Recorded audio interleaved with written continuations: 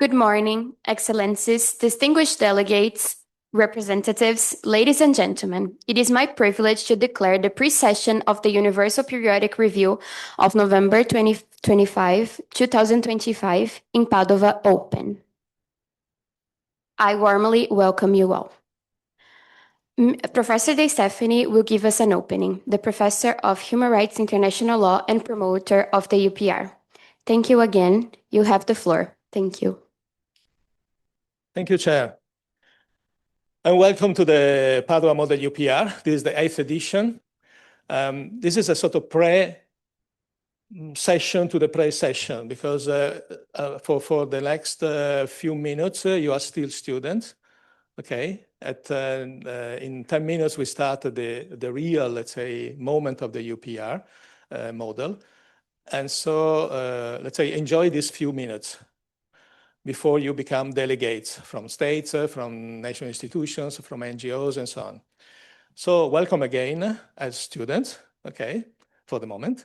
The 8th edition of the Padova Model UPR is a project that started, of course, some years ago in this university with a small group of students who came from Geneva after experience in the Office of the High Commissioner.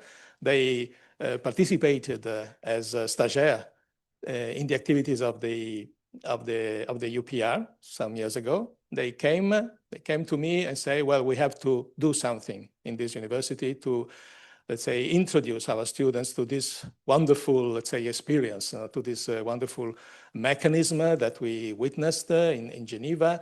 It's very articulated. There is a little of diplomacy. There is a little of law. There is a little of public relations, public speaking, and so on. Is an excellent experience for students to have, let's say, a model, perhaps, a kind of special kind of model UN.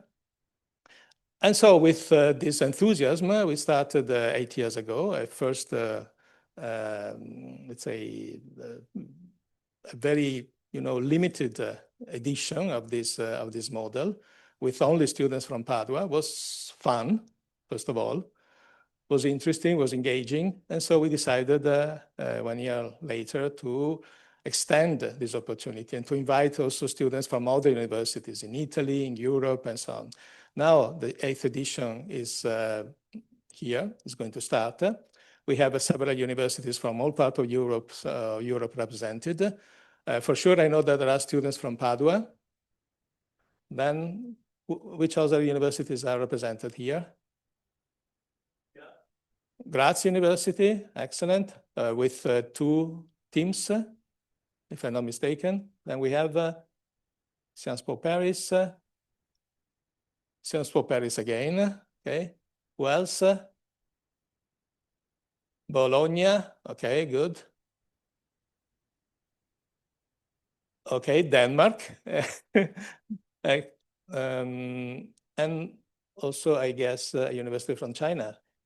Okay, which is in the south of China. Okay, good.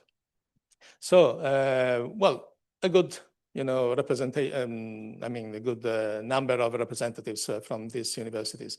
We received actually this year a lot of applications. So we had to, I mean, the team that is organizing this edition had a sort of hard time in making the selection because it was sometimes a little painful to exclude some teams, some people that were still well prepared, but not prepared enough, as you are. What is the model about? The model is a way for you to experience in a sort of safe place, in a particular educational context, as it is this university, to experience the feeling of being engaged in this diplomatic game. The UPR is also a diplomatic game. Is a form of human rights diplomacy, if I may. Human rights diplomacy is not just using human rights to make your own diplomacy, to instrumentalize human rights, to weaponize human rights for other purposes. Is really use your skills as diplomats, your knowledge as lawyers, your, let's say, expertise as people who are in the field, who work in NGOs, work in national institutions, in governments, and so on, use all this knowledge and experience to promote the cause of human rights. This is the original idea of having this UPR. Of course, then the UPR is also, as you know, the real UPR is instrumentalized, is manipulated, is used in an unfair way by participants, by delegations of states and so on. But this, let's say, aspiration of being useful, of being, let's say, a useful instruments to promote the cause of human rights at the grassroots level in all states, members of the UN, this, let's say, this aim, this goal, this original goal of the UPR is still present. Although the UPR has all multilateral mechanisms that exist in the international system, is under attack to a certain extent, is being boycotted by some states. And this, by the way, is the first year in which one state decided not to participate in the UPR exercise. This is a big blow to the authoritativeness of this mechanism, but something that hopefully the international community will cope with. So with this in mind, I wish you an excellent experience in these few days in Padua. I'm glad to announce you that on Thursday evening, there will be a sort of social event. You are all invited to have a pizza in a pizzeria here in Padua. I think it was not in the official program because we decided we had the green light for that only a few days ago. So we are all invited. As for the rest, you have the guidebook, and so all activities are scheduled. We will try to stick at this schedule, starting from the coffee break that we are going to have at 10:30. Okay. So best wishes for your teams, best wishes for each of you. I wish you an excellent experience, an experience of, let's say, knowledge, learning, but also having fun and maybe building some friendship. Okay. So thanks a lot. And now back to the, official program of this pre-session.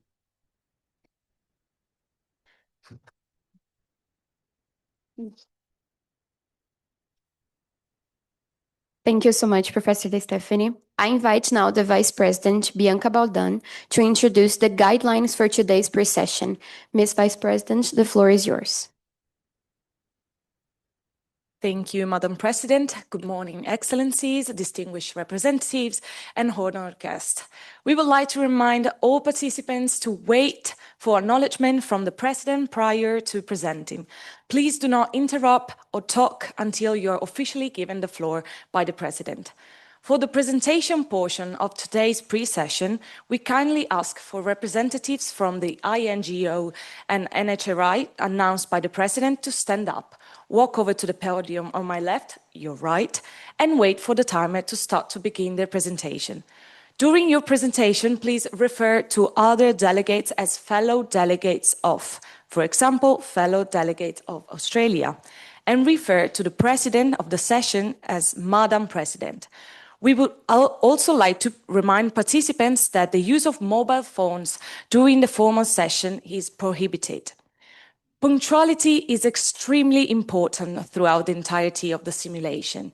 Please ensure that your team is punctual in arriving at the correct location, signing in and recovering badges prior to the start time to ensure your team's full reception of participation points. We will also start every day on time, regardless if every team is here. Thank you in advance for your adherence to these rules. I give the floor back to the Madam President. Madam President, the floor is yours. Thank you, Ms. Vice President. Before we proceed with the reports of the international non-governmental organizations and the national human rights institutions, I remind you that the performance of each team during the simulation, be it an NHRI, an NGO, or the state will be evaluated. The presentations of the civil society organizations will last no longer than 10 minutes. First, non-governmental organizations will be called to present their reports, and then we will have a short coffee break. Afterwards, the pre-session will proceed with the reports of the national human rights institutions. Moreover, I would like to reiterate that the Universal Periodic Review recognize the vital role of the national human rights institutions and non-governmental organizations in the reviewing process. They provide additional clarification to the human rights issues on the ground that might be raised during the work group sessions. According to the Human Rights Council Resolution 1621, the Council strongly rejects any act of intimidation or reprisal against individuals and groups who cooperate with the United Nations. The Universal Periodic Review urges states to present and ensure adequate protection against such acts. We shall now begin with the presentations of the international NGOs. I will call the representatives by name, and I apologize in advance for any mistake that I might make. We will start with the Friends of the Earth International, following by Human Dignity Trust, after International Alliance of Women, and finally International Refugee Assistance Project.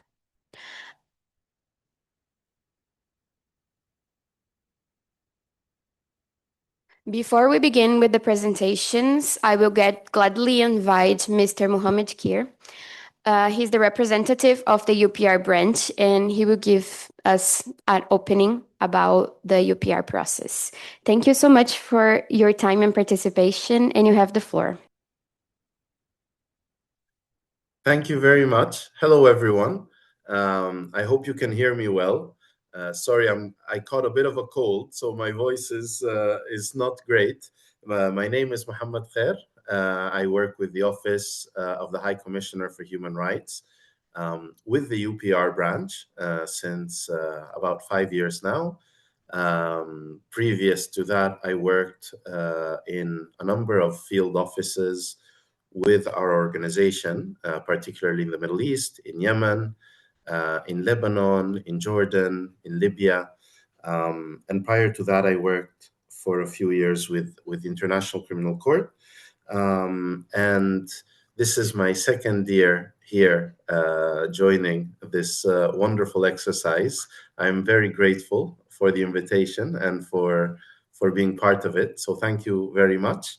I look forward to meeting you all in person on Thursday and Friday. And I look forward also to having conversations with you during the sessions and also, of course, in between. I see from the flags that there's a great geographic variety of countries being represented during this session. One of the unique elements, I think, of the UPR is exactly the fact that it is comprehensive as it covers all categories of rights, from freedom of expression, right to security, all the way to issues relating to environmental rights, access for persons with disabilities, provision of healthcare, education, etc., as well as the fact that it covers every single country that is part of the UN, both member states and observer states. We've had one country during the last review that chose not to participate, but it was the first time in the history of the UPR since 2006 that a country chose not to participate. So I think in terms of adherence, it's really quite representative. And the UPR also, of course, gives voice to states, but also to NGOs, to NHRIs, to regional organizations like the African Union, the Arab League, the European Union. So I think that through the UPR, we could have basically an introduction to all regions, all countries, all categories of issues, and can serve as a basis for then zooming in to specific issues and specific categories of rights that are relevant to the countries you represent, and that can constitute some of the conversations we will be having, hopefully, over the next few days. I wish you a great start to this wonderful exercise. I hope Padova's not as cold as here because it's freezing over here. And I really look forward to seeing you all very soon. Thank you very much for having me as part of this exercise. And also thank you to the professor and to the university and to the center for thinking of us and for inviting us and making us a part of this. I look forward to seeing you. Our boss, Juliette Rivero, is also going to be participating in the Q&A that will take place on Thursday afternoon. And she's also looking forward to seeing you. And of course, I'm speaking also on her behalf, on behalf of the branch. And have a great start this morning. Thank you.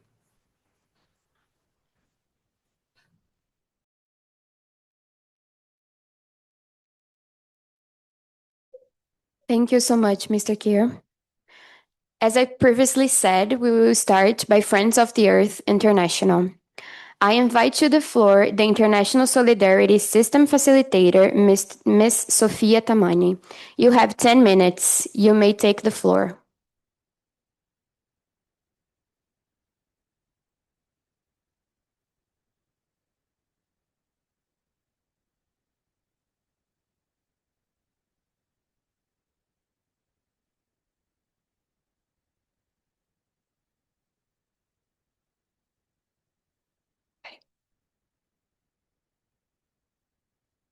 Okay.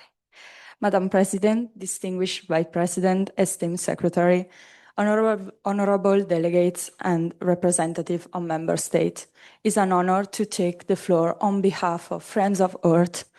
We appreciated the opportunity to contribute to this session of the Universal Periodic Review, a mechanism that remains essential for advising accountability, strengthening human rights protection, and promoting constructive dialogue among state and civil society.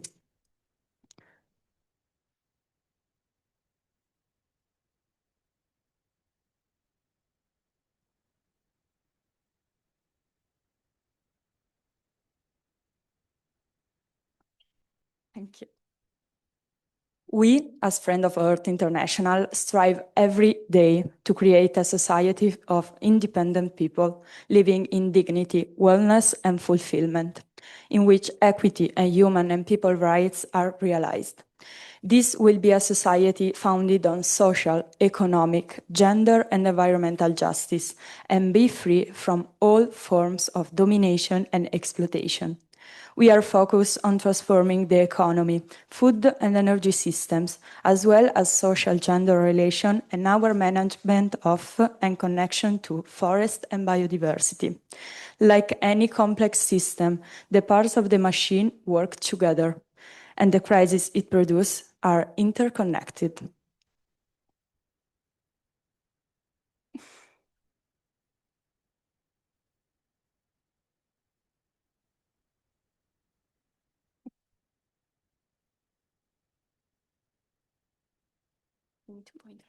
Okay. Therefore, pursuing our goal of creating a peaceful and sustainable world based on society living in harmony with nature and among themselves, we are focused our analysis and recommendation on 3 countries with 3 different human rights challenges: Australia and the preservation of its land and cultural heritage from toxic and harmful fumes; Lebanon, with its severe food crisis affecting the entire country and particularly dire in refugee camps; and Trinidad and Tobago, where women continue to face significant barriers to participation in key energy sector roles. In September 2025, the Australian government approved the expansion of a major natural extraction gas hub on the Burrup Peninsula in Western Australia, a decision taken without disclosure of the civilian population. The North West Shelf project, already one of the country's largest industrial operations, emitted an estimated of 47.5 million tons of CO2 between 2016 and 2023. The newly authorized expansion is projected to increase emission as much as 132 million tons per year, potentially reaching a total of 5.6 billion tons over the project's full duration. This development significantly threatens Marujunga National Park and its UNESCO-protected petroglyphs that hold immense cultural and spiritual value for Australian First Man communities. Furthermore, the project's expansion undermines Australia's capacity to advance a timely transition toward renewable energy, delaying efforts that are essential for its long-term climate commitment. We therefore ask the representative of Australia to take the following recommendation into consideration. We ask to implement rigorous and continuous monitoring of industrial emission and toxic waste in the Burrup Peninsula. We ask to establish stronger and enforceable emission standards to protect Marujunga's unique natural and cultural heritage. And finally, we ask to adopt policies ensuring a gradual reduction of the extraction, export, and use of natural gas. Turning now to Lebanon, the country continued to face the compounded effects of multiple crises that have severely deteriorated living conditions. Since the escalation of hostilities on the 23rd September 2024, the food crisis has worsened, with 1.17 million people experiencing acute food insecurity. The agricultural sector, heavily affected by the conflict, has hindered recovery efforts and weakened community resilience.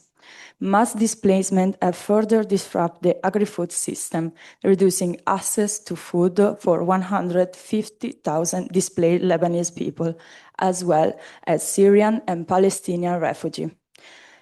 Economic stagnation, inflation, and damaged structure have limited the funding for humanitarian assistance, leading the World Food Programme to cut aid in 2025 due to a 49% of gap.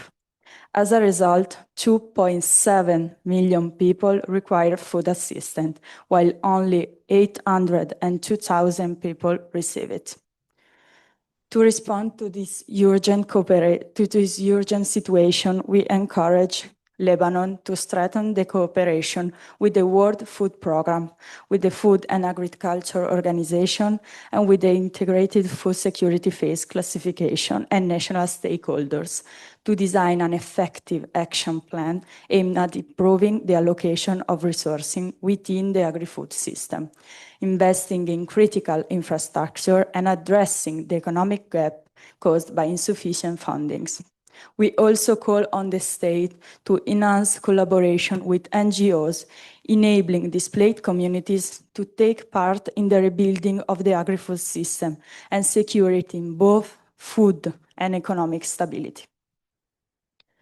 Finally, in Trinidad and Tobago, with the country's strong resilience on the oil and gas sector, which account for the 40% of the national GDP and the 80% of the export, create significant vulnerabilities, further aggravated by rising temperature, increased flooding, and coastal degradation. Although the government has committed to reducing emissions by 15% by 2030, corresponding to 103 million tons of CO2, substantial progress is still required to achieve this target. At the same time, women represent less than 25% of the workforce in energy and industrial sectors, limiting their participation in climate-related decision-making and reinforcing structural social inequalities. Strengthening gender inclusion and diversifying the economy are therefore essential to advancing both climate resilience and equitable development. We therefore recommend for Trinidad and Tobago representative the adoption of a clear roadmap for the gradual phase out of fossil fuels and the expansion of renewable energy sources, ensuring coherence with global targets. We further call on Trinidad and Tobago to integrate gender equality and community participation into its climate governance structures, guaranteeing women and vulnerable groups a central role in decision-making and implementation process.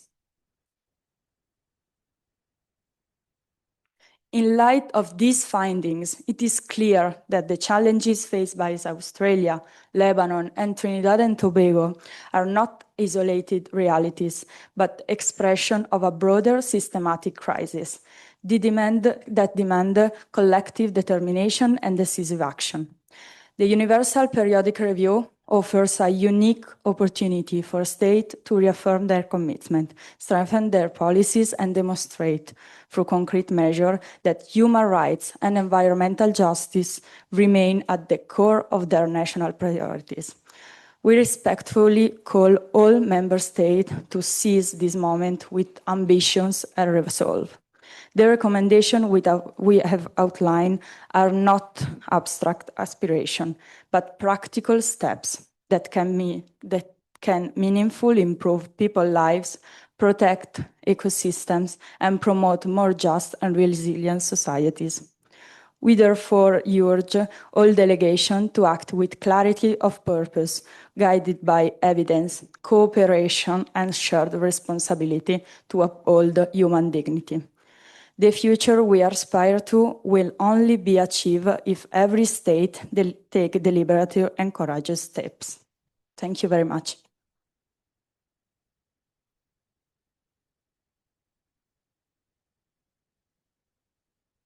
Thank you, Ms. Tamani. Our second speaker today is the Executive Director and Head of Strategic Communications, Ms. Laura Chiara Zeus. You have 10 minutes. You may take the floor.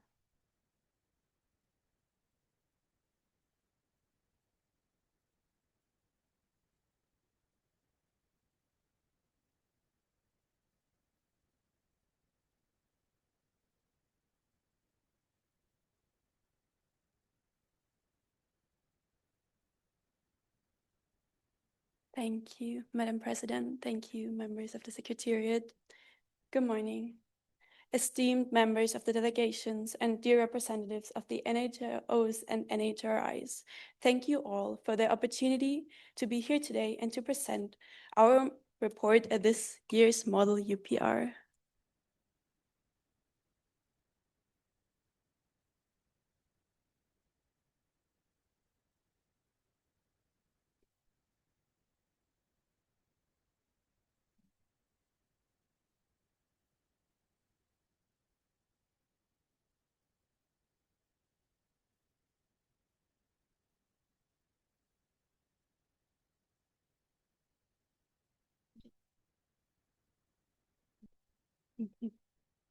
My name is Katharina Lunzer, and I am honored to be here and to be presenting on behalf of the Human Dignity Trust.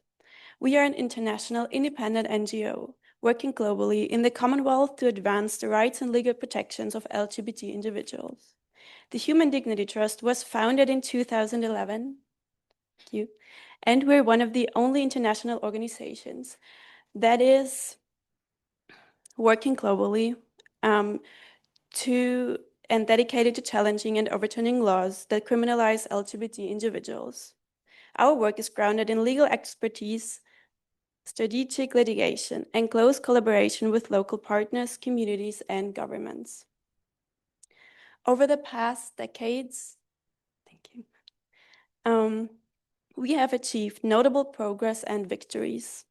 We have secured more than 5 major court victories, including landmark decisions in Belize, Mauritius, and Namibia. Beyond litigation, we have advised over 22 countries on law reforms, supporting governments across the Commonwealth as they move toward compliance with international human rights obligations. We have also helped to create regional legal precedent, including through significant influence in jurisprudence in Jamaica, which has shaped broader developments in the Commonwealth. Just press. Okay, thank you. Here today, I can present our report for the Model UPR, where we laid out the current legal situations regarding LGBT rights in Trinidad and Tobago, Rwanda, and Singapore. In summarizing the key human rights concerns and our recommendations for reform.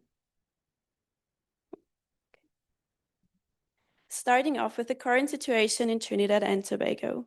Trinidad and Tobago has experienced a significant legal regression in recent years. In 2018, the High Court issued a historic ruling in the case of Jason Jones versus the Attorney General, declaring the criminalization of consensual same-sex intimacy unconstitutional. However, in March 2025, the Court of Appeal overturned this decision, stating that the colonial-era provisions must remain in place due to the country's savings law clause. This decision effectively recriminalized consensual same-sex relationships, marking a major setback for equality. In addition, the Equal Opportunity Act still does not include sexual orientation as a protected ground. The Constitution similarly does not provide explicit protection from discrimination based on gender or sexual orientation. Same-sex couples have no legal recognition, and the absence of hate crime legislation results in little data collection and limited protections for LGBT individuals facing violence. According to our findings, discriminatory laws remain in force, social stigma persists, and legal protections are insufficient. The result is a legal environment that leaves LGBT individuals vulnerable, discouraged from seeking justice, and subject to unequal treatment in employment, healthcare, and migration procedures. Continuing now with Rwanda. Rwanda occupies a unique position within East Africa. Consensual same-sex relations have never been criminalized under Rwandan law. Attempts to introduce a criminalization in 2009 and 2010 were unsuccessful, setting Rwanda apart from many neighboring states. However, despite this positive baseline, LGBT individuals in Rwanda continue to face structural and social discrimination. One of the key concerns is the ambiguous public indecency clause, provision in Article 143 of the Penal Code. This provision lacks a clear legal definition and has been used to justify arbitrary arrests and the harassment of LGBT individuals.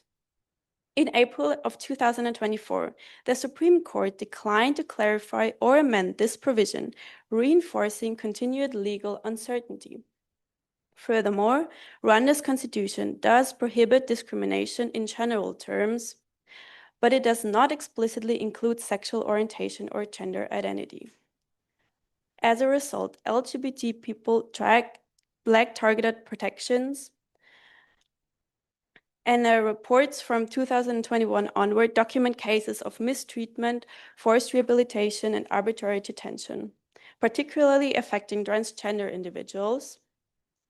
Social stigma also remains strong, impacting access to housing, employment, education, and healthcare.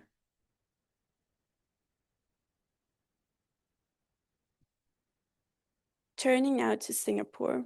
Singapore took an important step forward in 2022 with the repeal of Section 377A, a colonial-era law that criminalized male same-sex relations. This repeal was a significant milestone and the result of years of advocacy and litigation. However, the reform was accompanied by a constitutional amendment assigning Parliament the sole authority to define marriage. This move effectively prevents same-sex marriage from being recognized through judicial reviews, limiting pathways for future advancement. Despite the repeal, Singapore still has no comprehensive anti-discrimination legislation protecting LGBT individuals. Same-sex couples and families receive no legal recognition whatsoever, and hate speech protections remain very limited. Restrictions on LGBT visibility, including through media regulations and sponsorship rules for public events, continue to hinder community expression. Social stigma is still present, and without legal protection, LGBT individuals remain vulnerable to discrimination in employment, housing, healthcare, and education. In conclusion, our findings across these three countries reveal very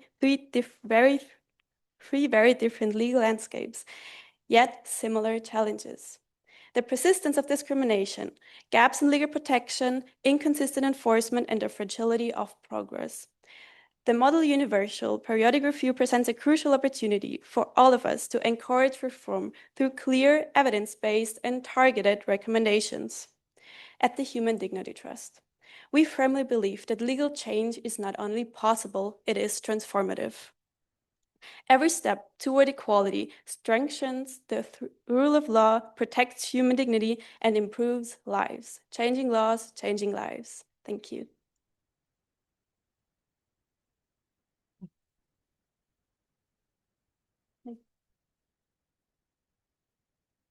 Thank you, Ms. Seuss. I now invite to the floor the International Alliance of Women main representative for the United Nations Periodic Review, Ms. Grace Mary Matthew. You have 10 minutes. You may take the floor.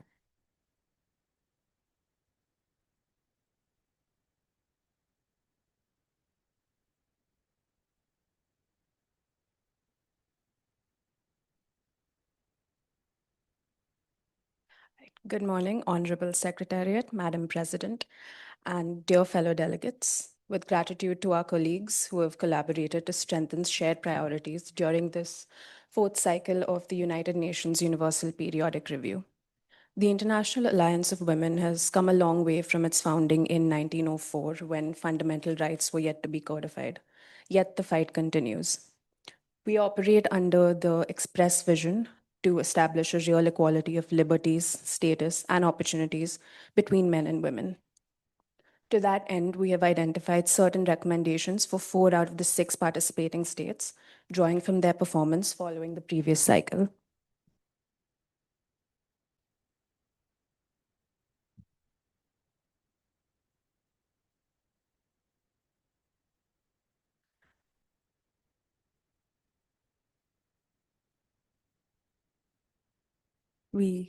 We commend the state of Australia for its institutional commitment to gender equality and for having the self-awareness that implementation may be falling behind legislation. The country is experiencing an epidemic of femicide. Double that of the previous years, 2024 saw over 100 deaths as a direct result of male violence against women and girls, ranging from former or current partners to misogynistic terrorism. The 2022 to 2032 National Plan to End Violence Against Women and Children sets ambitious goals but lacks widespread accountability and equitable funding across jurisdictions. Indigenous women experience disproportionate levels of violence, incarceration, and socioeconomic disadvantage.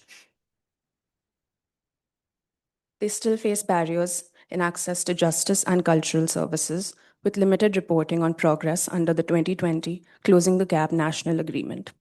In the labor market, women, especially from marginalized communities, remain concentrated in low-paid sectors and underrepresented in leadership.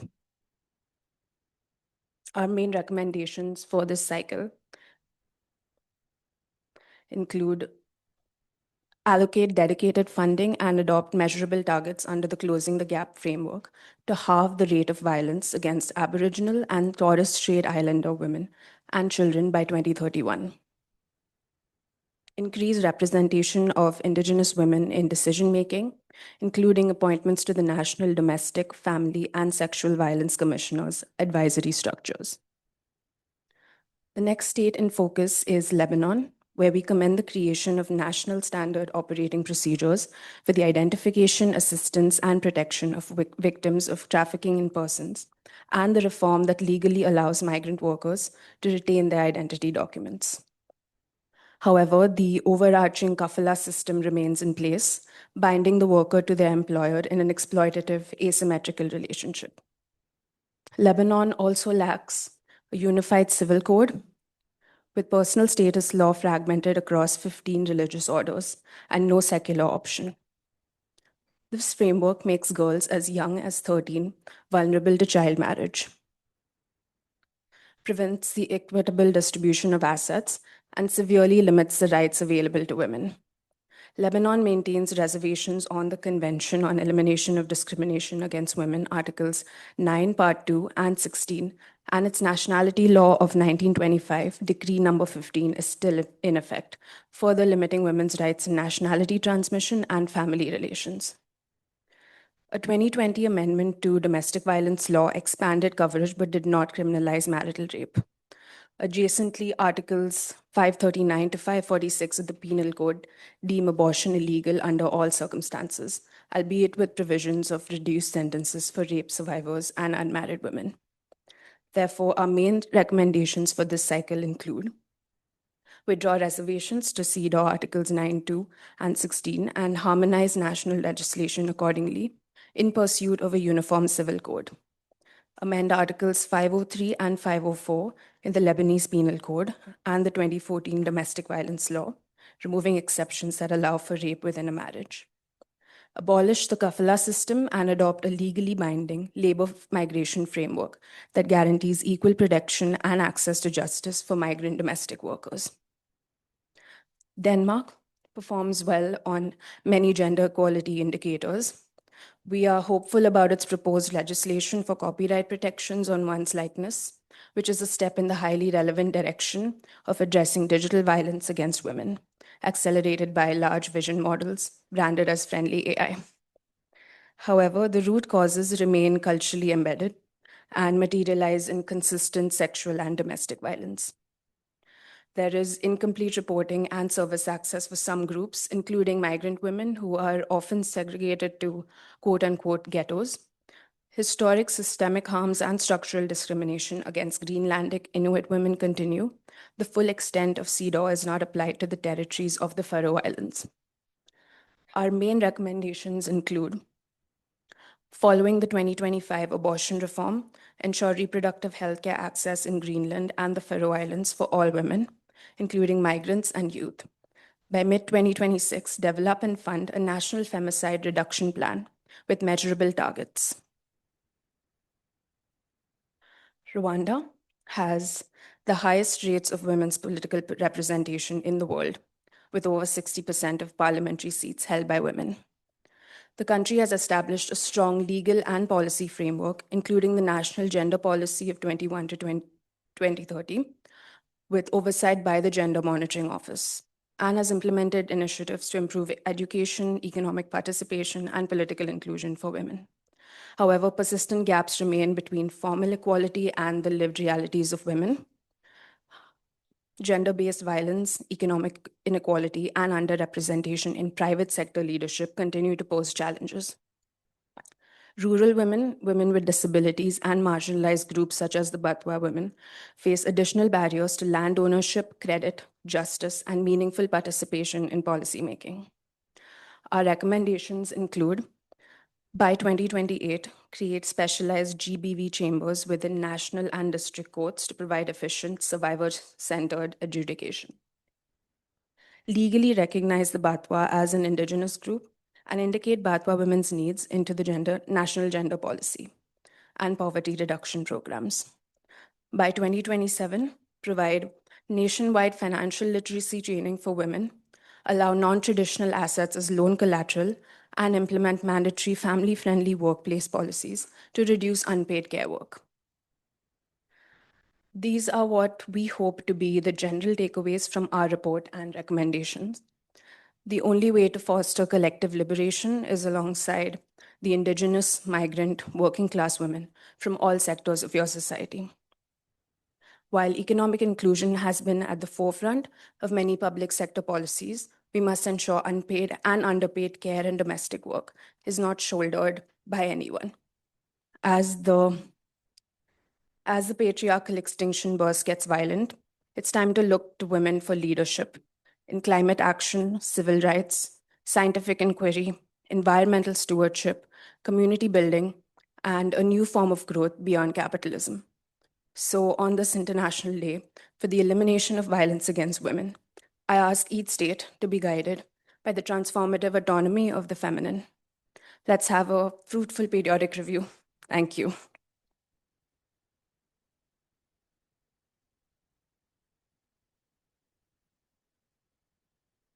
Thank you, Ms. Matthew.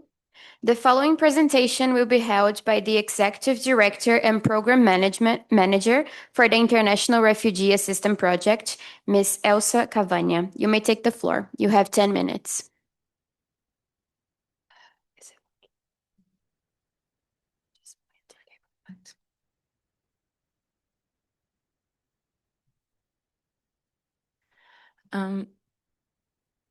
Good morning, everyone. Thank you for being here, Madam President, fellow delegates. We're here today as representative for the delegation of the International Refugee Assistance Project. Our work integrates legal aid, strategic litigation, policy advocacy to uphold and advance the rights of people seeking safety around the world, and particularly the rights of asylum seekers, migrants, and refugees. Today, we'll be presenting our report for the fourth UPR cycle, and we will be reviewing the human rights situations regarding refugees, particularly in Australia, Denmark, and Lebanon. So starting with Denmark, as one of the first parties to the 1951 Refugee Convention, we recognize that it has a long tradition of providing sanctuary to all those in need.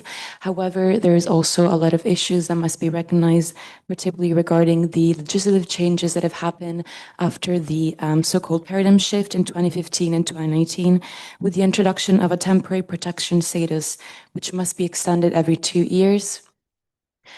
These residence permits are granted with a view to return refugees to their country of origin as soon as possible, rather than with a view to integration and long-term residence. This parliament passed an amendment introducing a third type of residence permit against the temporary protection, which provides a minimal form of protection and thus fewer rights than convention status and protection status. It is granted to refugees who are not individually persecuted, but who are entitled to asylum because the general conditions in their country of origin are still extremely serious. And in this way, the requirements for permanent residence, however, and Danish citizenship were restricted to a degree that today is beyond the reach of many refugees, no matter how hard they try. And this presents with a lot of issues. And we have long advocated for the fact that refugees and beneficiaries of subsidiary protection are entitled to secure and stable protection status, which should not be subject to regular review. Indeed, refugees should be able to rely on that protection unless significant change takes place in the country of origin they fled from, which would bring to end the risk of their lives. Additionally, there are other concerns that come with the temporary protection status, including the family reunification policies, which for refugees with protection status that is temporary can only happen after the individuals have lived in Denmark for 2 years. And obviously this presents issues, especially for the rights of children and minors that should be able to reunite with their parents as soon as possible. Moreover, there are issues with the so-called ghetto plan, which was a set of legal amendments that was introduced in 2018, which identifies certain neighborhoods in Denmark according to different indications, including unemployment, crime, education, income, but most worryingly of all, also ethnicity. Indeed, if more than 50% of citizens have a non-Western background or immigrants, the area is defined as a ghetto, and there is a requirement for family housing to be reduced to a maximum of 40%, and this has led to termination of leases of residents, particularly vulnerable individuals such as immigrants, and demolitions, evictions, and obviously this presents for a lot of concerning issues. So we of course note that Denmark did accept a lot of recommendation in the last UPR cycle, but most recommendations concerning refugee rights are still to be implemented. For this reason, many of the recommendations for this cycle reiterate ones that we made in 2021. So our recommendations include the ratification of the Convention on the Protection of the Rights of All Migrant Workers, allowing beneficiaries of temporary protection to initiate family reunification during their first year, amending the legislation in relation to the use of stigmatizing terminology, consider revising legislation to end the practice of frequent mandatory reviews, and ensure that the revocation of residence permits for individuals with temporary status is carried out in accordance with the same standards as the 1951 Convention. So our second state under review today is Australia. We recognize the progress that Australia has made. However, we believe there are still many concerns that need to be taken into account, particularly concerning the general deterrence-based approaches that Australia has in relation to refugees and asylum seekers, including offshore processing and detention systems, and just the system of detention policies in general. Australia's immigration policies are very concerning, particularly because there is no time limit on immigration detention, and we believe that detention should only be used as a last resort and be strictly limited and time-bound. There are many human rights risks that are associated with this, including loss of liberty, prolonged or indefinite detention, inadequate living conditions, and mental and physical health deterioration. Australia has also passed laws that enable removals to third countries, imprisonment for resisting removal attempts or breaching visa conditions, and the banning of items in immigration detention and reversal of protection findings and travel bans. This is connected to the offshore processing issues, particularly the Australia-Nauru Agreement, which was an agreement that was initially established under the Pacific Solution in the early 2000s, and then revived in 2012 and also just a couple of months ago, which allows Australia to fund and operate, to fund the Nauru Republic to operate detention and processing facilities on Nauru, while preventing transferred asylum seekers from settling in Australia, even if they're found to be refugees. This arrangement has profound implications. Offshore detention is often involved prolonged and indefinite confinement, limited access to legal support, inconsistent processing, and a lack of transparent processes. We remain concerned about the conditions and treatment of asylum seekers and refugees in Nauru. There have been cases of preventable deaths, such as cases of suicide, homicide, delayed or denied access to medical treatment, and failures to evacuate individuals in time for life-saving care. Because of this, our recommendations also reiterate some of the ones made in their last cycle, and they include the ratification of the International Convention on the Protection of the Rights of All Migrant Workers, the establishment of statutory time limits for the detention of all unauthorized arrivals, to cease the practice of interception return of asylum seekers at sea, which is also very concerning, and it was performed under the Operation Sovereign Borders, where vessels from the Australian Navy and military intercepted boats carrying asylum seekers before they reached Australian territory. Obviously, this entails a lot of human rights concerns, and offshore processing and repeal legislation policies mandating the detention of all irregular arrivals. The last state under review that we'll be assessing today is Lebanon. Lebanon is hosting around 1.1 million Syrian refugees, along with thousands of Iraqi, Sudanese, and over 500,000 Palestinian refugees. Throughout the UPR in 2021, 19 recommendations were accepted, but Lebanon has failed to implement any of them. So although some limited legislative measures have been applied, they do not provide comprehensive protection. Firstly, we'll be focusing mainly on the conditions of Syrian and Palestinian refugees, as they are the most the bigger majority of them. The anti-refugee rhetoric in Lebanon has significantly increased over the last 5 years, and this situation severely undermines social stability, fueling discrimination, forced evictions, and deportations. With political shifts in Syria and the fall of the regime, a new influx of Syrians in Lebanon began, and with over 100,000 new arrivals. There have been a lot of cases of discrimination, particularly as the context in Lebanon continued to deteriorate. Relations between Lebanese host community and the Syrian refugee population continued to worsen. There's also a lot of issues with residency. The percentage of refugees possessing proper documentation remains exceptionally low. Due to complex administrative procedures and strict sponsorship requirements, the number of refugees without a valid residence permit rose from 9% in 2015 to 83% in 2024. The lack of legal residency exposes refugees to severe protection and security issues. Moreover, there's also been a lot of cases of forced deportations, where Lebanese authorities have increasingly engaged in the deportations of Syrian refugees, often without proper due process and in violation of the principle of non-refoulement. Moreover, there are a lot of issues in the economic and social rights, such as the kafala system, which is a sponsorship-based legal framework that ties the residency of a migrant worker to their employer and makes them often vulnerable to exploitation. There's also a lot of issues for adequate housing and shelter and healthcare problems, particularly in refugee camps with Palestinian refugees. These living conditions constitute a violation of human dignity, and they pose a serious threat to health and life, denying residents the right to privacy.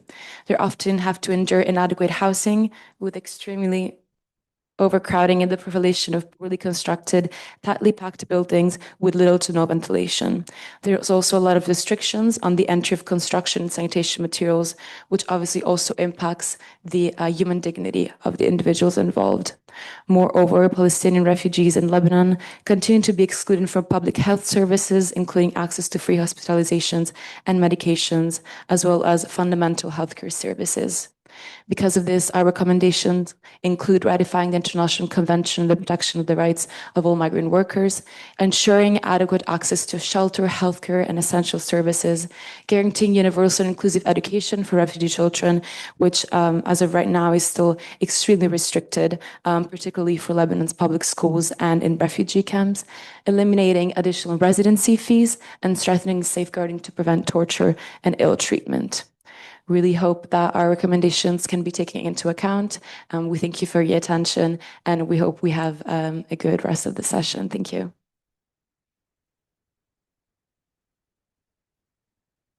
Thank you, Ms. Cavagna. Thank you all for giving us insights into the human rights issues on the ground that needs to be addressed. I am now closing the first part of the pre-session dedicated to the reports of the INGOs. I now invite all participants to join us outside for a group picture. After, we will have a coffee break before we proceed with the presentations of the NHRIs. I kindly request everyone to be back at 11:10. We will start without any delay. Thank you. I invite to the floor the President of the Australian Human Rights Commission, Ms. Ilaria Yanchuk. You have 10 minutes. You may take the floor.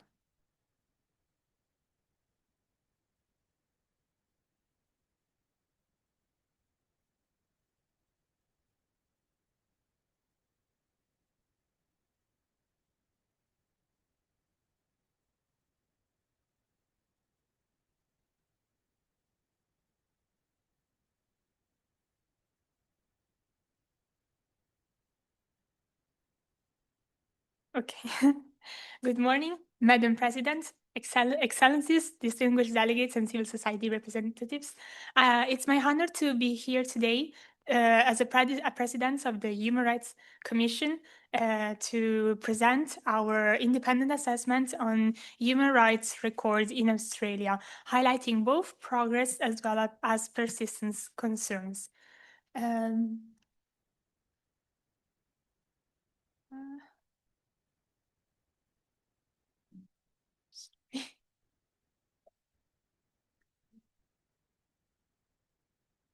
Okay. Yeah, thank you. Okay, to begin with, we would like to focus on the human rights framework, in particular stating that the Commonwealth of Australia is the only liberal democracy without a Bill of Rights or a human rights charter, which makes the human rights protection systems undermined in terms of inconsistent protection and fragmentancy. Therefore, the AHRC is recommending to draft and adopt a National Human Rights Act. And in line with that, under the Human Rights Act of 2011, all the new bills must be accompanied by a statement of compatibility with the 7 core international human rights treaties which Australia has ratified. In this mind, we would like to recommend the Australian government to include the United Nations Declaration for the Rights of Indigenous People among those 7 core human rights while analyzing the bills proposed.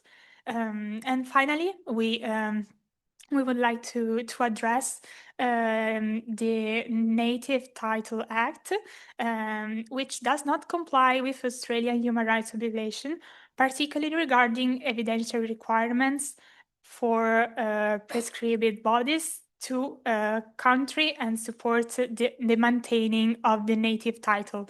Therefore, the Australian Human Rights Commission recommend to reform the Native Title Act and the Cultural Heritage legislation.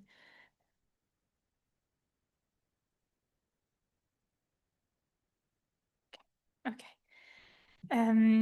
About women's rights, there are three phenomena which are deeply concerning, and we would like to take this opportunity to mention them today, which is the International Day for the Elimination of the Violence Against Women. The topics are gender violence, which remains endemic in Australia. As we can see, I put some data, especially for First Nations, culturally and racially marginalized women and girls. Then sexual harassment, in particular workplace sexual harassment, occurs at unacceptable high levels.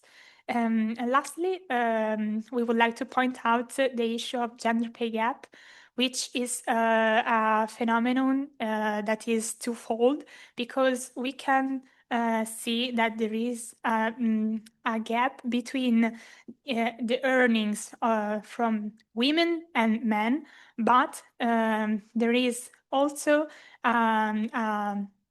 a difference in earnings in terms of First Peoples women and non-Indigenous women. Therefore, we would like to address also this issue. The government has put in place some landmark initiatives. First of them is the Working for Women, a strategy for gender equality, adopted in 2024. And it's focusing on 5 priority areas, which is gender-based violence, unpaid and paid care, economic equality and security, finally with health and leadership and representation in decision-making. Then I would say the core initiative was the National Plan to End Violence Against Women and Children, which establishes a national policy framework to address, prevent, and respond to gender-based violence in Australia in one generation. It will be implemented through 2 5-year action plans and will reinforce and recall to the Closing Gap initiative. Then there is the We Yani Utangani project, which it's aiming to improve the human rights for First Nations women and girls. Then there is the Closing the Gap initiative, which aims to reduce inequality for First Nations people. It's built on 19 targets. 4 of them are on track, 7 are improving, 4 unlikely are worsening, and the other targets, the progress in them is still minimal. We recommend an independent and therefore accountable mechanism to monitor the progress of those initiatives. Moreover, we recommend to adequately fund the evidence-based and community-led initiative to prevent the generated violence in all communities, undertake awareness raising and education measures to address the sexual harassment issue, as well as collect intersectional data on gender inequality for people from marginalized backgrounds, and address the difference in earnings and other forms of inequality. Okay, as regards to refugees, there are a number of key human rights concerns outlined below that the Commission seeks to highlight. First of all, the immigration detention policies. Australia has a long-standing policy of mandatory detention for all the people arriving or remaining in Australia without a valid visa, regardless of risks. And this includes children as well as refugees and asylum seekers. We would like to point out some key concerns. That is the fact that the average time of detention is currently 452 days, and there is no time limit on immigration detention. Furthermore, children should never be detained. Therefore, the Australian Human Rights Commission commends to ensure an immigration detention is strictly limited, time-bound, and prohibited for children. Then we move to the issue of Migration Amendment Bill 2023. This bill is the latest in a series of measures taken in the Australian government to respond to the High Court's decision that's ruled that indefinite detention without a real prospect of removal is unlawful under Australian constitutional law. The key concerns are the extension beyond of the scope of the High Court decision, the third country deportation arrangement, and the law that the law criminalized the non-cooperation with removal to up to 5 years in prison. Therefore, we would like to suggest some amendment about this bill. Then we would like to introduce the issue of offshore processing that under the 2013 is put in place under policy of turnbacks and takebacks as part of the operation of sovereign borders. The key concerning points are the policies which are secretary and resulting in lack of transparency and on-board screenings, lack of proper safeguard, oversight, and access to legal advice. Therefore, we would like to recommend to ensure the refugee status determination and assessment of refoulement risk, including interception to sea that meets Australia's international obligation. Finally, we would like to address the issue of temporary protection. Asylum seekers who arrive in Australia by boat without a visa or by plane and have their visa cancelled before they clear immigration are only eligible to apply for temporary protection. The key concern, therefore, are the limit of protection, which is temporary, and also the protection is made dependent on the discretion of the Minister of the Home Affairs. Therefore, we recommend to abolish the temporary protection visa and ensure access to fair and efficient refugee status determination. As regards the climate change, we would like to point out many positive steps that have been taken. And some critical issues. I would like to thank you for your time and attention, and I hope to have a very good underview to everyone. Thank you. Thank you, Ms. Janchuk. Our second speaker is the affiliated researcher of the Danish Institute for Human Rights, Ms. Lisa Burgstaller. You have 10 minutes. You may take the floor.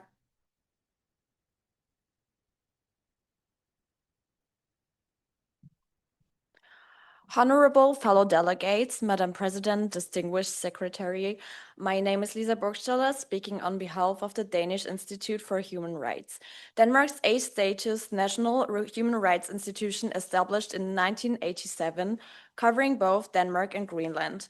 Denmark has a strong institutional framework, including ECHR incorporation and the Ombudsman, but our monitoring continues to identify persistent structural human rights gaps.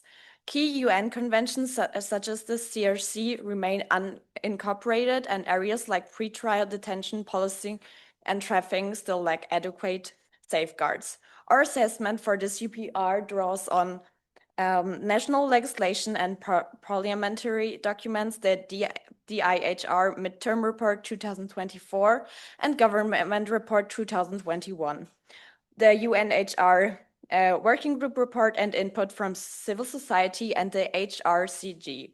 Across these sources, we identify structural inequalities in access to services and participation, limited anti-discrimination protection beyond employment, data gaps on racial and ethnic equality. Oh, sorry.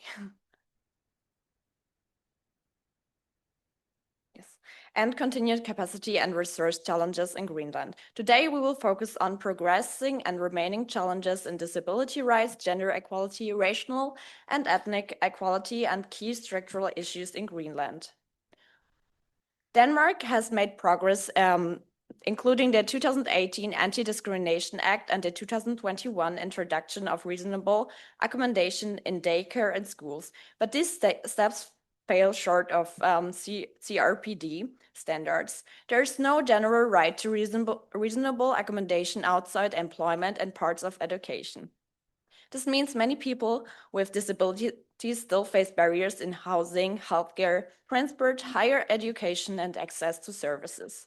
We also see widening gaps in practice, like digital exclusion. 1/3 of adults struggle to use mandatory digital systems, with significantly higher rates among persons with disabilities.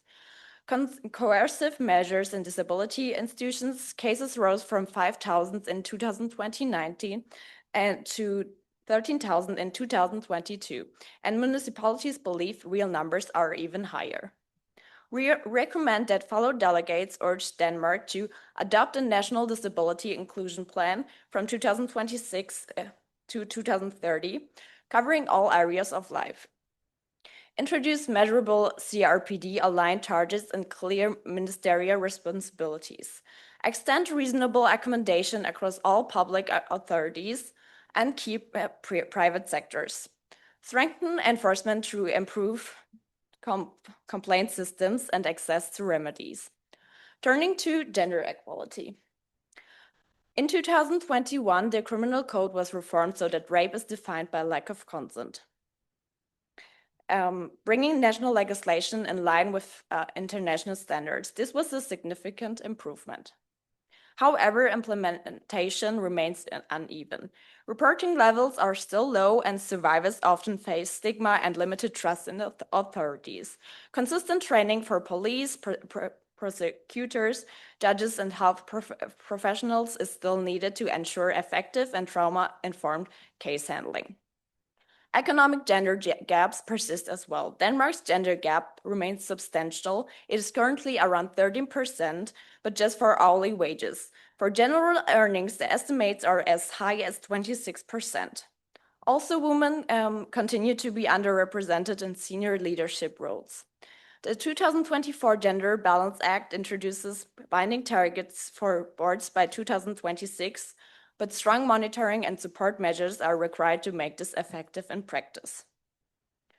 We therefore encourage fellow delegates to recommend that Denmark ensures clear guidelines and systematic monitoring for the implementation of content-based rape law, with consistent training for police, prosecutors, judges, and health professionals.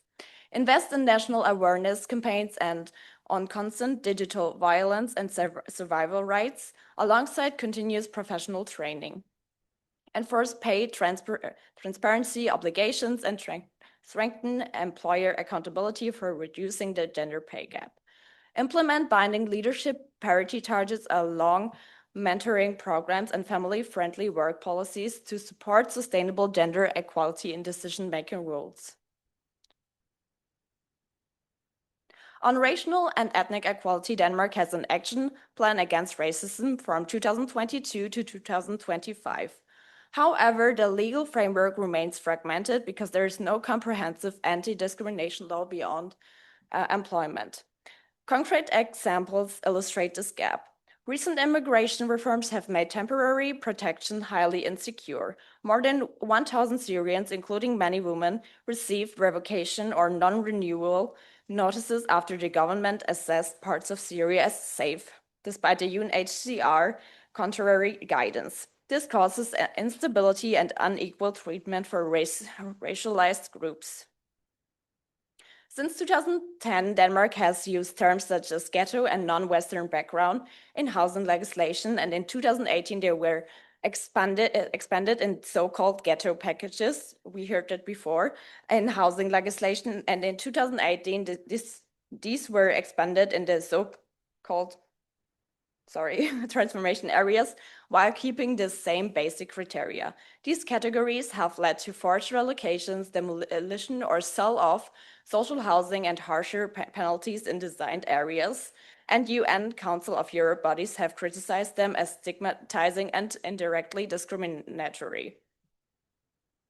A field experiment in Denmark found out that applicants with Middle Eastern or otherwise foreign-sounding names receive roughly half as many positive responses or callbacks for rental housing compared with applicants with typical majority Danish names. Denmark continues to face significant underreporting and misclassification of hate crimes, officially recording only a few hundred cases annually, despite much higher estimates from NGOs and European monitoring bodies, while the absence of systematic disaggregated equality data by race or ethnicity remains a major obstacle in identifying structural discrimination. Therefore, we recommend that fellow delegates recommend to Denmark that they adopt a comprehensive anti-discrimination law covering housing, education, healthcare, and access to services. Create a national equality data framework with privacy safeguards and community input. And improve hate crime and identification, record, and reporting. Greenland's human rights institution continue to face serious capacity and resource constraints affecting prisons, child protection, and education. Overcrowding and limited infrastructure challenge the prison and probation service, psychiatric services, and also remain insufficient with continued referrals to Denmark's expanded facilities in Nuuk open in 2027. Overall, these issues show that the need for stronger funding, staffing, and culturally adapted frameworks to better safeguard vulnerable groups and advance human rights in Greenland. In conclusion, Denmark benefits from strong human rights institutions and a long-standing commitment to equality, but important structural gaps remain. Strengthening legislation, improving implementation, and investing in targeted data and monitoring will be essential for ensuring that all people in Denmark and Greenland can fully enjoy their rights. We encourage the fellow delegates here today to support recommendations that reinforce these core priorities. Thank you for your attention. We remain available for further dialogue during the session.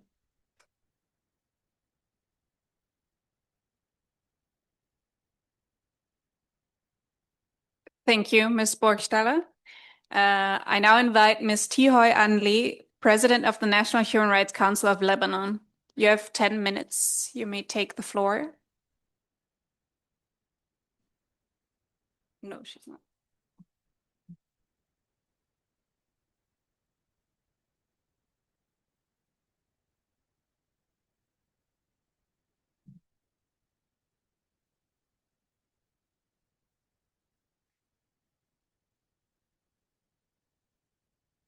Thank you. Thank you. Madam Chair, fellow delegates, good morning. I'm Ivone Valto, Human Rights Researcher of Lebanon and HRI.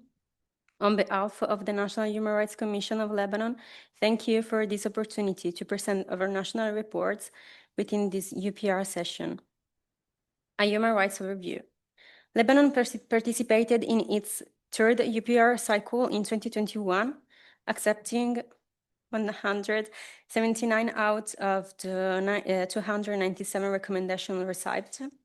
Since then, the country has remained committed to strengthening its human rights framework. However, only limited progress has been possible.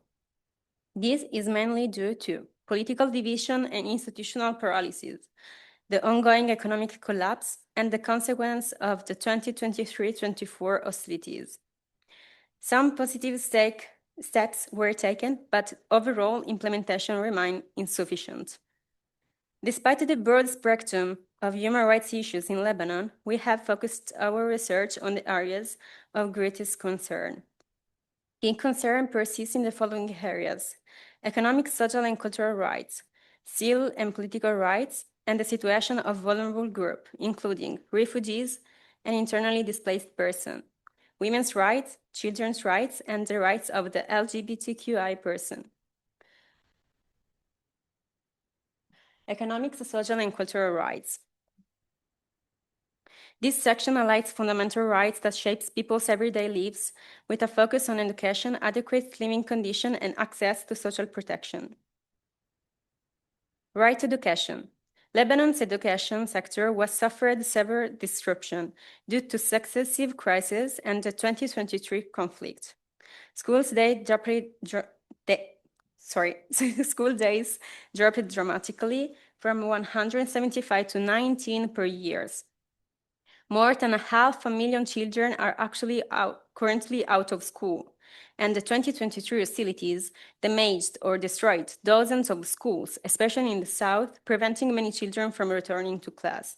This has created one of the most serious education emergencies in recent Lebanese history. For the rights to an adequate standard of living. Lebanon's currency has lost over 19% of its value, placing nearly 3/4 of the population in poverty, and about 30% of residences face food insecurity, a situation worsened by the destruction of agricultural areas during the recent conflict. A housing crisis has emerged with rising rents and no-fair housing policies, so living conditions continue to deteriorate. And for the right to social protection. Lebanon's social protection system remains fragmented and offered limited coverage. The social protection system is based on an employment contribution. This means that informal workers, older persons, and people with disabilities and women-headed households often remains unprotected. Refugees rely almost entirely on humanitarian aid. For those reasons, we recommend Lebanon for the right to education, increase public investment in education, reduce school dropouts and ensure free compulsory education, and reconstruct damaged facilities. For a right to a decent standard of living.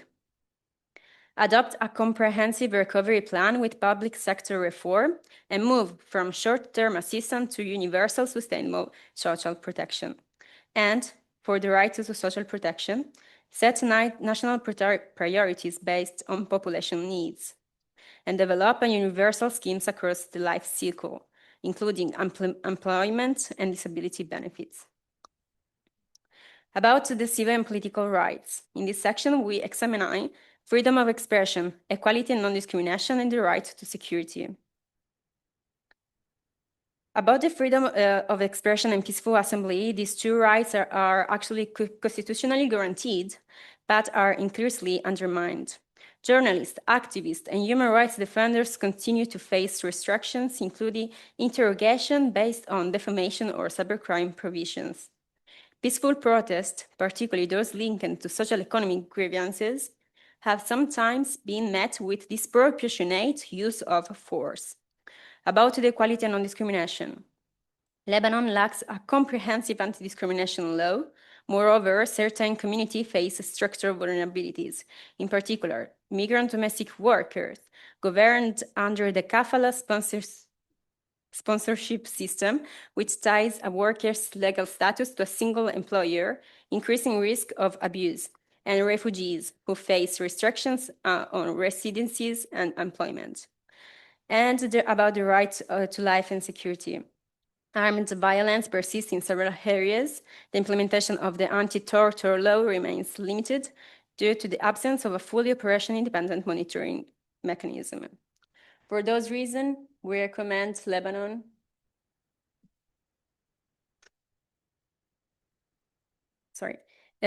For the freedom of expression and peaceful assembly to align domestic law with the international standards and protect journalists, human rights defenders, and protesters from intimidation and abuses.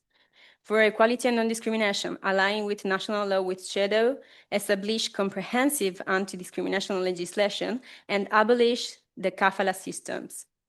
And for the right to life, live, and security. Implementing a national preventive mechanism against torture, reinforce accountability of security forces. And now, about the vulnerable group. In particular, children's rights. Lebanon accepted most recommendations on children's rights. However, several persistent issues require clarification for an international audience. About the child marriage, regulated by religious courts, some of which allow marriage below 18. For those reasons, minimum ages both of marriage and criminal responsibilities, require reform to adapt to the international standards. Syrian and Palestinian children face the highest level of vulnerability due to displacement and lack of documentation. About women's rights. Lebanon ratified CEDAW, but maintains reservation, especially on nationality and family law.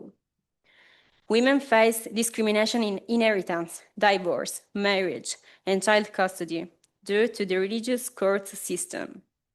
And women's political and economic participation is very low. Refugees and migrant women are particularly exposed to exploitation. About the refugees and internally displaced persons, Lebanon hosts one of the world's largest refugees populations per capita. Lebanon hosts 1.5 million Syrians and over 2,100 Palestinians. Because Lebanon has not yet adopted a national asylum law and is not part of the 1951 Refugee Convention, refugees have an unclear legal status, making them vulnerable to arbitrary arrest, eviction, and risk of forced return. And finally, about the LGBTQI rights. Article 534 of Penal Code criminalized what he described as a sexual relation contrary to nature. Although some courts have refrained from applying it, the lack of legal clarity allows continued policy targeting, restriction on gatherings, and barriers to healthcare and legal recognition for transgender individuals. For those reasons, we recommend Lebanon about children's rights to ratify the optional protocol on children in armed conflicts. Set 18 as the minimum marriage age and raise criminal responsibility to at least 13, according to criminal international standards. And strengthen safeguards against child labor exploitation. About women's rights, ratify the 2019 ILO Violence and Harassment Convention. Adopt a comprehensive protection against gender-based violence, and lift CEDAW's reservation and ensure fully equality, nationality, family, political, and economic spheres. About the refugees and internally displaced persons. Adopt a national asylum and refugees protection law. Ensure protection from refoulement, arbitrary arrest, and evictions. And improve access to education, healthcare, housing, and employment. And finally, about the LGBTQI community rights. Repeal Article 524 and adopt protection against discrimination based on sexual orientation and gender identity. In conclusion, Lebanon has shown willingness to engage constructively with the UPR process and has accepted a large number of recommendations. However, combined effects of political instabilities, economic collapse, and recent conflicts have severely limited its capability to implement reform. The National Human Rights Commission used a renewed commitment to structural reforms, protection of vulnerable groups, and alignment of national laws with international human rights obligations. Thank you all for your attention, and have a good session, everyone.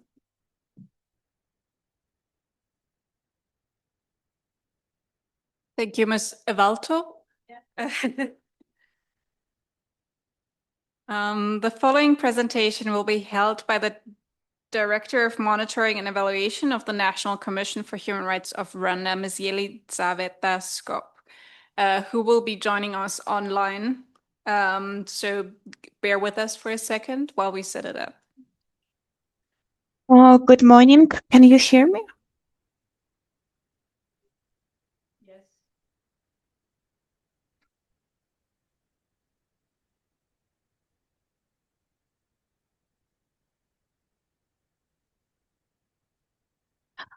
Thank you so much for joining. If you could please say, move to the next slide when you want the next slide. Oh, sure. Thank you very much. Excellencies, distinguished delegates, colleagues, and partners, good morning. I'm extremely sorry for not being there, but I hope you can hear and see me, and I will represent National Commission for Human Rights of Rwanda. My name is Yelizaveta Skop, and it's a big honor for me to present Rwanda's independent A-status national human rights institution at this UPR pre-session in Padua. Today, I will summarize our methodology, key human rights progress, major challenges, and priority recommendations, and outline our lobbying strategy and civil society partnership for this UPR cycle. Please, can you switch to the next slide? I will tell quickly about what kind of national Commission of Human Rights we represent. Our National Commission for Human Rights was established under Article 59 of Rwanda's Constitution and has maintained a status accreditation from GAN HRI since 2018, reflecting full compliance with the Paris Principles. Our mandate covers detention monitoring, investigation of individual complaints, nationwide human rights research, collaboration with civil society, and public human rights education. Please, next slide.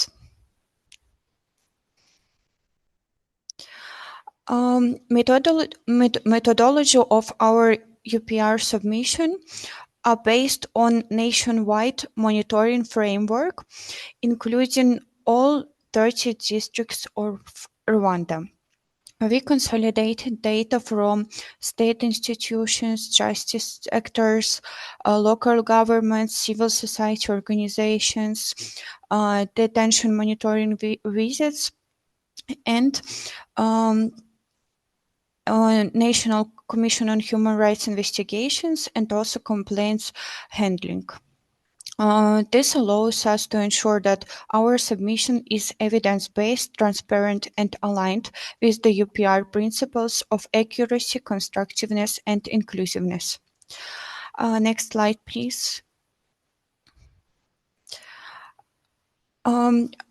Since the last UPR cycle, Rwanda has achieved noticeable progress in several areas of governance, health, justice, and social protection.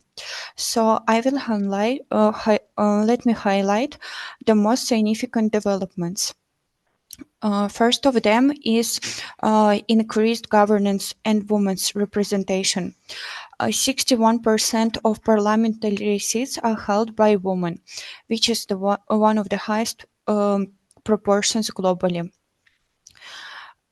Another significant improvement is Children's Act of 2022 that strengthened safeguards for children, including protection from violence, and strengthened child justice mechanisms. Another noticeable progress was made in terms of health access. Rwanda's community-based health insurance now covers 85% of the population, significantly improving healthcare accessibility. Also, detention conditions show a great improvement, as renovation of prisons has contributed to reduce overcrowding in several facilities. Also, it was considerable increase in training for law enforcement personnel according to human rights standards. Next slide, please.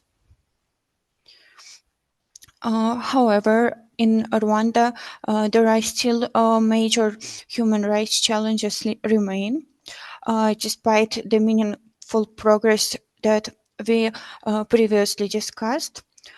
The biggest challenge, the most major challenge, is economic and social cultural rights challenge.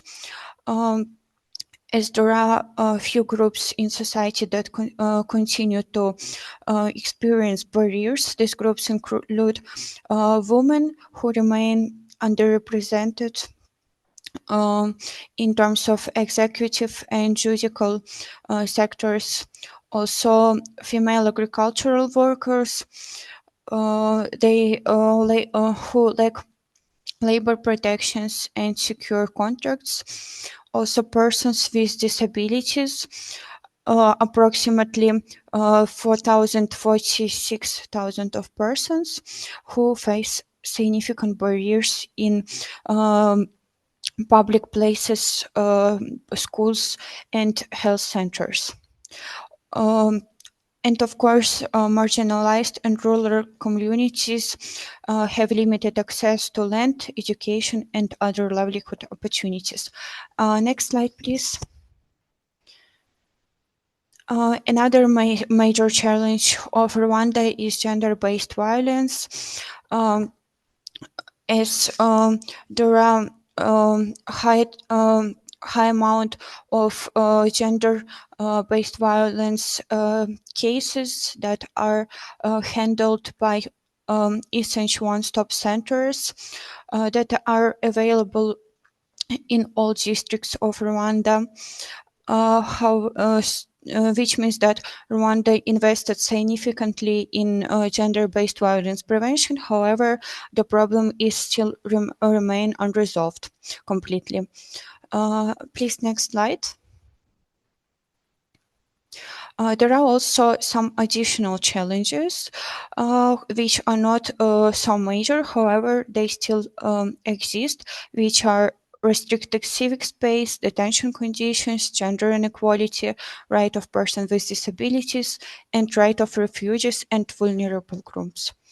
Next slide, please. I will talk about our recommendations, which represent addressing most of the major challenges that exist in terms of human rights in Rwanda.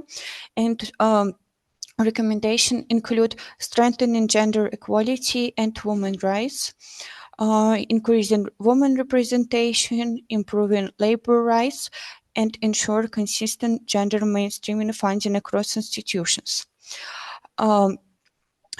Another one is enhancing gender-based violence survivor protection by expanding and improving funding of ISENS centers and improving service quality and confidentiality in these centers and strengthening witness protection systems. Next slide, please.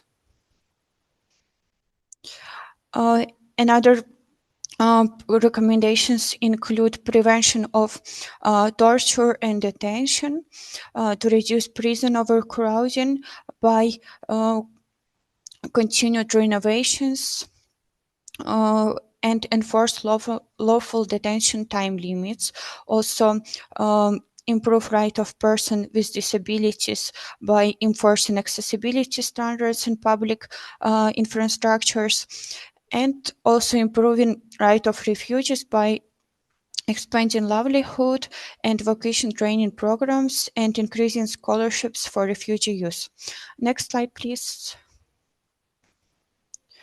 Why these priorities are important and central is because they align with the Rwanda's vision by 2050 to address all these problems that exist for many generations in Rwanda.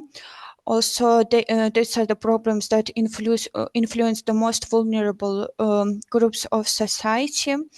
And also, there are national policies that also focused on addressing this kind of human rights issues. Next slide, please. So for lobbying strategy, we will do 3 stages. First stage will be advanced written questions. Sorry to interrupt. You may finish your sentence and thank your fellow delegates. Okay, thank you very much. I am finishing right now. I will make a short conclusion saying that I would like to thank you all for attention, and Rwanda NHRI is welcoming questions and dialogue. Thank you. Thank you, Ms. Scope. Thank you. Thank you all for these enlightening presentations and for giving us opportunities to learn about the human rights in your representative countries. The Secretariat appreciates your dedication to contribute to the Universal Periodic Review and looks forward to seeing how it unfolds. Since all the INGOs and NHRI's presentations are over, the session is now closed. The lobbying session is done behind the scenes and will not be open to the public. The lobbying will start at 13:30 or 1:30 p.m. at the Human Rights Center of the University of Padova. We would like to remind you that the lobbying occurs between the representatives of INGOs and NHRIs and the recommending states only. Please respect the time slots you reserved through the Excel sheet on the Moodle in an orderly manner.